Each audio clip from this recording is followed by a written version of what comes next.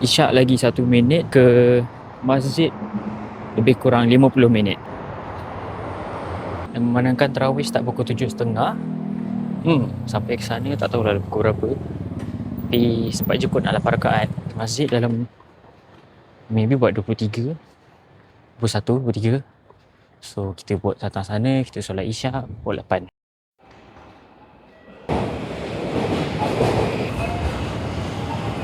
Tadi ada delay pula. 表参道です。お乗り換えです。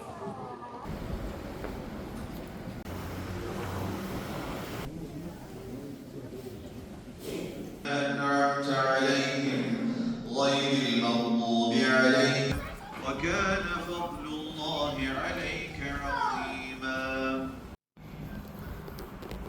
Jadi saya tak nak rate macam mana, cumanya yang saya boleh cakap bau stokin lah. Tapi ni bukannya salah masjid tu pun, bukan salah. Tak tahu nak cakap macam mana, rasa bersalah, nak cakap ni pun rasa bersalah. Bau stokin satu, saya tak boleh nak bernafas elok-elok. Lepas tu dah dengan tak boleh bernafas dia, kelajuan antara rukun solat tu dia laju lah sikit. So saya macam mengah-mengah. Lepas tu setiap kali saya bangun daripada sujud tu, walaupun saya dah duduk sementara baru naik kan, baru berdiri pun jantung saya berdegup-degup. Lepas tu dengan tak boleh nak nafas dengan elok dia punya berdegup tu macam lagi kuat lah. Tapi tenang lah, dia tak tahu nak cakap macam mana. Dia tenang lah, tapi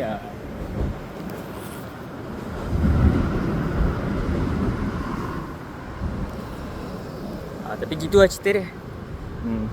Balik insyaAllah.